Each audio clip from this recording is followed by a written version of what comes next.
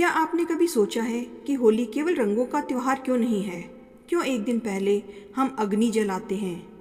आज मैं आपको सुनाने जा रही हूँ एक ऐसी कहानी जो सिखाती है भक्ति की शक्ति क्या होती है और अहंकार का अंत कैसे होता है।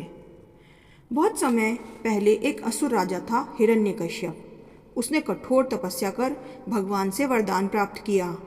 अब उसे न कोई मनुष्य मार सकता था, न देवता, न दिन में मर सकते थे वो और न ही रात में। शक्ति मिलते ही उसका हृदय अहंकार से भर गया। उसने पूरे राज्य में आदेश दे दिया, अब कोई भगवान की पूजा नहीं करेगा, सिर्फ मेरी पूजा होगी। लेकिन उसी महल में एक नन्हा बालक था, उनका बेटा प्रहलाद। वह हर समय भगवान विष्णु का नाम जपता रहता, नारायण नारायण नारायण। राजा ने समझाया, डराया, धमकाया, लेकिन प्रहलाद मुस्कुराते हुए कहते, पिताश्री, सच्चे भगवान तो विष्णु ही हैं। यह सुनकर राजा का क्रोध बढ़ जाता। हिरण्यकश्यप ने अपने बेटे को मारने के आदेश दे दिए। उसे हाथियों के पैरों तले कुचलवाने की कोशिश हुई, जहर दिया गया, ऊंचे पहाड़ से गिरवाया गया, लेकिन हर बार चमत्कार हुआ। हर बार प्रहलाद सुरक्षित बच गए। क्यों? क्योंकि उनकी रक्षा स्वयं भगवान विष्णु कर रहे थे, क्योंकि वह हर समय भगवान की भक्ति में लीन थे और नारायण नारायण नारायण का ही जाप करते रहते।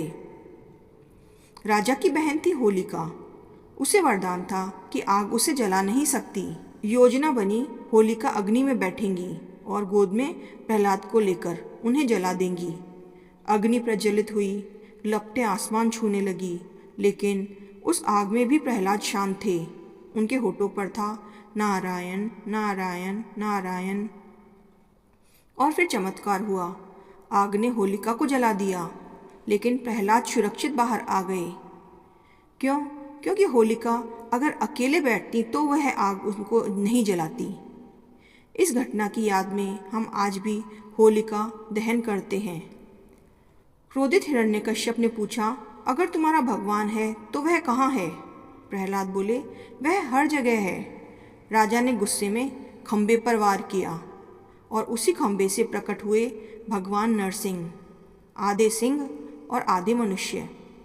संध्या का समय और दहलीज पर उन्होंने हिरण्यकश्यप का अंत किया। वरदान भी टूट गया और न्याय भी हो गया। होली हमें सिखाती है, सच्ची भक्ति कभी नहीं हारती। भगवान अपने भक्त की रक्षा स्वयं करते हैं।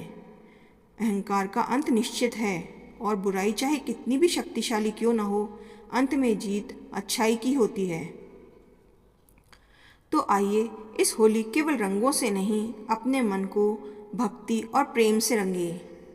अगर आपको यह कहानी अच्छी लगी हो तो वीडियो को लाइक करें और शेयर करें। राधे राधे।